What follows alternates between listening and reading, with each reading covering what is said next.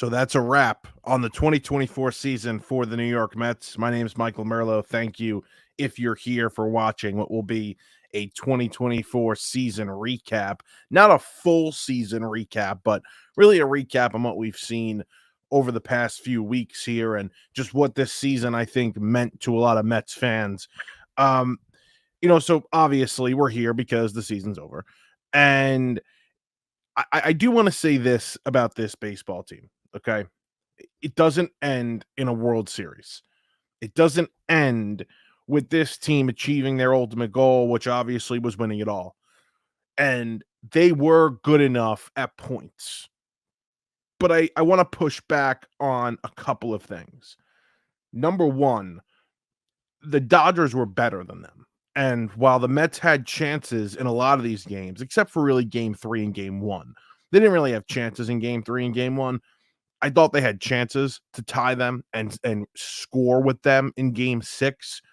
I thought the same about game 4 as well. They had the men on base. They just didn't come up with the big hits. But this was not sustainable because of the pitching. The pitching ran out of gas. Okay, the pitching was done. They did not have the pitching to compete with the Los Angeles Dodgers. And then if they were to get to the World Series, the New York Yankees, they just didn't have it. These guys were done. So one thing that wasn't sustainable was going to be able to score 7-8 runs a game, because to beat the Dodgers, that's what it was going to have to be. I mean, we saw a game 5 victory, which was great, by the way. They had an 8-run lead and it didn't feel safe, right? Now, is that because the Dodger offense is just amazing, or was that because the pitching staff, you could just tell, was out of gas? For me, it was a mix of both. But I don't think they had enough to beat them. So I see it on Twitter last night, I'm not happy. I'm not ready to celebrate the team yet. They should have won this series. I don't agree with that. I understand they had chances, but the pitching ran out of gas. They were done. And for me, that's enough to show the Dodgers were better, and the Dodgers deserve to win this series, and they're just a better team. Now, we can reflect on what happened in the series. I'm not necessarily going to do that. Again, the pitching ran out of gas. I do want to talk about how special the season was, because, again, it sounds like a loser, corny take because, again, they didn't win it all. But it was special. I mean, it was just such a special, special season that I don't think can be overlooked. And I do believe it's the start of something great for this organization. This organization is on the up and up. There's no doubt about that. Now, a couple of things I do want to address, which is absolutely crazy, is the anti-Mets bias here we see from the national media. Now, you look on Fox, you got a picture of Ohtani. He was, standing over Grimace in a boxing ring, and it's Grimace knocked out. And you have the Dodger stars in a photo, and it looks like Mookie Chain's wearing an "Oh my God." It's like a chain, and it says World Series in the "Oh my God" font in the orange. And it is crazy to see the anti-Mets bias, because then you look at, what happens when the other teams are eliminated and those things aren't done. Those memes and antics aren't pulled on social media. That is sort of crazy to see that it happens against the Mets, though. It's whatever. It comes with the territory, right? All of those great things that happened throughout the season. It was fun. It was special. It made the year fun. And, a lot of the champions we've seen over the past few years have had cute, funny stories like that. And that's why it felt so real. But it wasn't just about those things, because the team was very good, and the team was very good for a long period of time. And that's why people are upset. People are upset because they were the best team in baseball since June. They did fight their way back. They did have a run, sort of like the Braves did at the end of that season from May on in 2022 to catch the Mets. They were the best team in baseball for a long period of time. The Mets were that team. And again, they just ran out of gas. The pitching ran out of gas. when we're watching this team in the beginning of the season, you never thought they'd get to this spot. Why? Because of their pitching. Offensively, they struggled. They turned it back on. But you never really thought, even when they were turning it on and getting back into the wild card race, you thought the pitching's not enough. It's funny to look back on those times when they did come back. I distinctly remember a few games just like sitting there watching intently, like maybe this team has a chance during that run of getting back. I remember watching the Nationals maybe on July 4th when they had that explosion in the 10th inning because they couldn't hold leads. I remember watching some of those Astro games where they actually lost 2 out of 3, but they showed a lot of fight against a team that was really hot then. I remember the Cub game on Sunday night, which was a great win. And of course, that Padre series, which really propelled them into like, okay, here we go. We're back. Those are just a few great memories of this regular season early on when they're coming back into the race. But the anti-Mets bias is absolutely hysterical. It's absolutely hysterical. And I mean, I don't like it going on social media and seeing those things, but again, it comes with the territory. But a great team that ran out of gas pitching early on, which was the problem, ended up faltering late. And it was because these guys just haven't pitched this many innings in such a long time. Sean Manaea was unbelievable. I would bring him back in a heartbeat. But he ran out of gas. He hasn't pitched that many innings. David Peterson, should have he been in the bullpen? Should have he started games? Started a game, didn't look that great. Luis Severino completely ran out of gas. And I love Sevy. I wouldn't bring him back because you think you're getting 150 innings out of him next year. You're crazy. Jose Quintana. Quintana was pretty good. I mean, he had a kind of a stinker against the Dodgers, but Quintana was pretty good, throughout the playoffs. Ran out of gas. The Senga decision. The Senga decision made sense in the division round. I don't know if it necessarily made sense in the championship series. It was a lot to ask of him. And you put him in a bad spot and you put yourself in a bad spot. But did you have a choice? That's the question. Did they have enough pitching? Probably not. Probably didn't have enough pitching. And the bullpen, which looked great down the stretch and had some moments against the Phillies and the Brewers, did not show up in this series. They just didn't. It was sketchy. And Stearns has work to do with the bullpen. But it was a great, great run. The anti-Mets bias, we talk about it. Now I want to talk about the fact that Fox and MLB have the absolute dream World Series. They do. I remember talking, it may have been on the Burrows, it may have been on our radio show at Hofstra, but I had said this, and it almost seems like an obvious statement, but for a lot of reasons it wasn't. Major League Baseball needed this World Series before the year started, and they needed it for a multitude of different reasons. They needed a Dodger-Yankee World Series, a Yankee-Philly World Series, big market, big spending World Series, because they needed a big market. For obvious reasons, need the big markets to play each other, right? And when you can get Los Angeles, the second biggest franchise in the league, and obviously the biggest franchise in the league in the Yankees, that's obviously going to do well. Ratings-wise, this should be the highest rated World Series in a very long time. Okay, put that to the side. That's the obvious reason, right? But they needed this because you had teams not spending money and going on runs and getting to the World Series and even winning it at times. And that's baseball, Susan, right? Baseball is a very random sport where in the postseason, crazy things happen. And they needed a team spending a ton of money to win the World Series, because the model for a lot of different teams now is analytics. You don't have to spend that much money.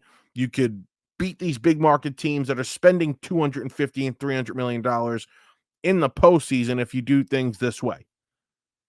The analytics, which both of these teams follow, by the way. I mean, everybody has analytics and a big department, and it's a big reason for these team successes. But the money ball aspect of things, let's go with that. Doesn't work here. Doesn't apply here. You have the two biggest active payrolls. I like that about the Mets too. Nobody talks about the active payroll. All they talk about is the payroll. The active payroll is lower than both of these teams. But regardless, they needed this World Series for so many different reasons, and they get it. And it felt like during these broadcasts, during the Fox broadcasts, it was clear who they wanted. It was clear who they wanted to win. And again, we saw it. Everybody knows what they wanted. We know that a Yankee Met World Series doesn't rate well outside of the tri-state area here. We get that. I understand that. And what a Dodger Yankee World Series does for the sport, it's great. It's good for the sport. It's genuinely good for the sport.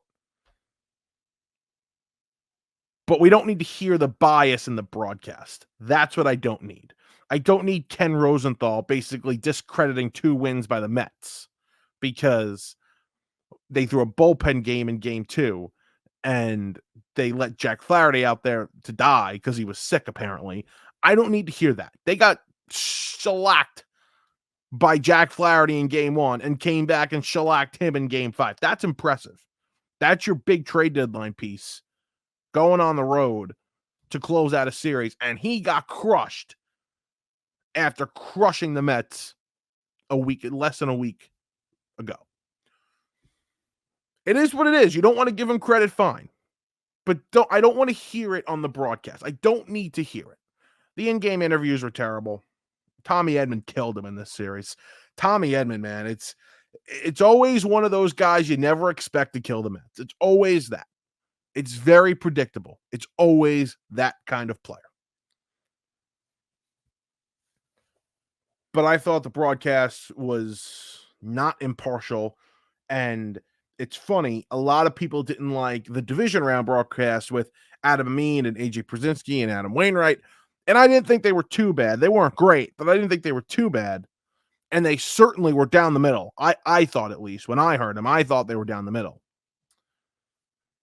And I had preached to people, Joe Davis, if you haven't listened to Joe Davis, he's unbelievable. And I know he's the Dodger broadcaster, but he'll be right down the middle. He's a professional.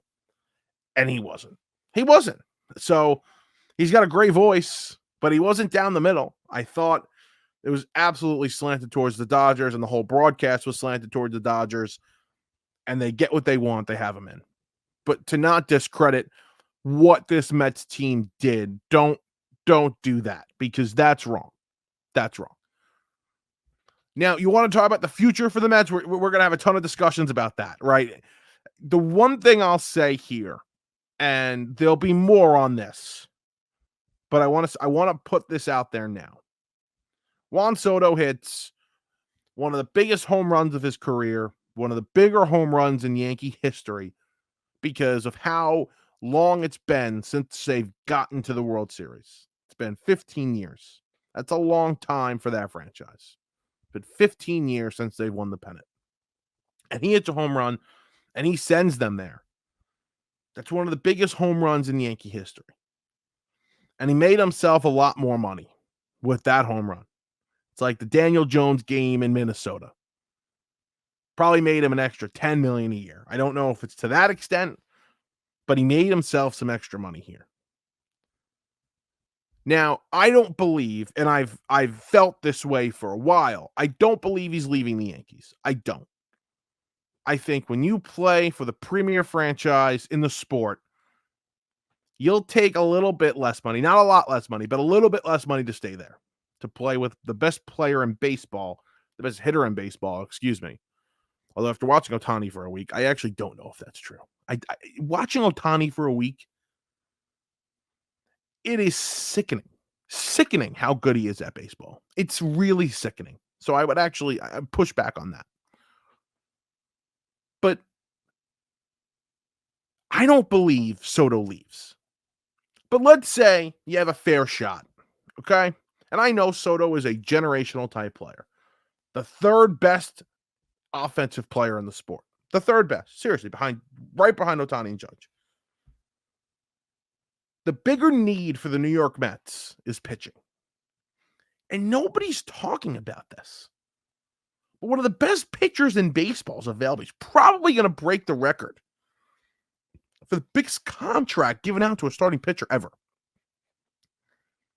And that's Corbin Burnes.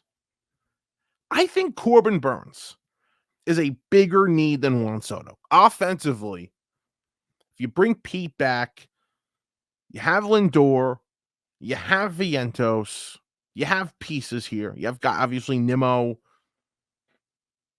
and other guys. I think going out there and signing that ace that you don't have. Senga's a 2. Argue with a wall. Kodai Senga is a number 2 starter. You can't trust him to be your 1. You can't ever trust him to be healthy. Argue with a damn wall. Kodai Senga is not a number 1. He's a good 2. Please don't argue with me there. People have argued with me there. He's a 2. He's not a 1. You need a number 1 starting pitcher. You don't have it on the roster. And Manaea, as good as he is, he's probably a high-end 3, low-end 2. I'd bring Manaea back. You got to go get Burnes. It's a number 1 priority for me. You got to offensively. You sign Burnes, you bring back Pete, and you sign a player like a Teoscar Hernandez to play right field. I think you're in really good shape. I think offensively, you're still in good shape. I don't know who plays center. Tyrone Taylor cannot be your everyday center fielder. Offensively, he's not good enough. He's a perfect 4th outfielder. I like Taylor. He's a perfect 4th outfielder. As good as he was this postseason, I'd probably eat the money on Marte and let him go. I don't want to clog up too much in the outfield. I'd probably cut him. But offensively, you can be good enough signing Teoscar Hernandez, putting him in right field, having Corbin Burnes, and having this core still of offensive pieces. You'll be good enough offensively. I really believe that. I do believe that. And I don't think they need Soto. As much of a feared hitter as he is, because you don't have that guy. And there's very few guys in the league like this where they come up to the plate and you're genuinely scared about what they're going to do because of a multitude of reasons. Soto, Harper, Judge, Ohtani, Betts. They got great eyes. They're great offensively. They're 5-tool players. I should say 5-tool, but just unbelievable offensive players. You're scared of what they're going to do next. The Mets technically don't have that guy on that level. Lindor's close. Vientos could get there. Alonso, not necessarily. But you can survive without those guys if you have enough pieces offensively. And I think you go Lindor, Vientos, Nimmo hopefully bounces back, Alonso, Teoscar, Alvarez, McNeil, insert center fielder. That's good. That's good. You're good enough offensively to win ball games. Winker, I'd like Winker back. In what role? Don't have a center fielder. You don't have a center fielder. That's the key issue. Can Gilbert slide over and play center? I don't know. It stinks. It stinks to be sitting here and talking about what's next. But it was an amazing ride. And we'll get to all the offseason stuff. I think it's one of the more fun off seasons in recent memory as a Mets fan for me, because you're not just signing players now to short-term high AAV contracts. You have the to go sign players long-term. I think this is the most fun offseason a Mets fan will have because of what's next and the expectations and how much they can improve this team because of the money coming off the books. So I think this is going to be an unbelievably fun offseason. But you never want to be here. You don't want to be here because you lost the last game of the season. Only one team is able to win the last game of the postseason, right? And it stinks, but it was amazing. And Howie Rose put it best. Howie Rose had such an unbelievable postseason. He's the greatest. And I had the chance to interview him for Hofstra Radio in April. He's an unbelievable human being, an unbelievable broadcaster, and he said it best. A minute and a half. I saw it on Twitter yesterday. If you haven't seen it, go find it. It's on Twitter. And he talked about feeling like a 15-year-old kid again watching this team. He talked about how special the year was and how in a couple of weeks the pain will pass. And in a few months, couple of weeks, whatever it is, as long as time you need to heal, you'll think back on this team and this run and this month here and just smile. And I can even do that now. I really can. It's some of the greatest memories I've ever had as a sports fan. Really. This month here was so much fun because it was so unexpected. It was so unexpected. So to the New York Mets, I thank you for how much fun you made this guy feel for a few weeks, for months of contending baseball. I remember saying this before the year started. I said, I think they're good enough to compete. Give me a summer and get me to September in contention, and I'm good. That's all I wanted. Well, they were one of the final four teams, and they played until October 20th. That's pretty damn impressive. For a team with zero expectations, that's pretty damn impressive. I can remember 5 different times I declared the season over. Even after they started winning, you still didn't believe it. You thought it was a fluke. And you're like, they're going to go back to the old ways. This was fun. It was a fun few weeks. I remember at different moments saying that. But they got in, and they were impressive. They were damn impressive, and they were a fun team, and it's not going to be the same. A lot of the same pieces, but, some of these characters gone.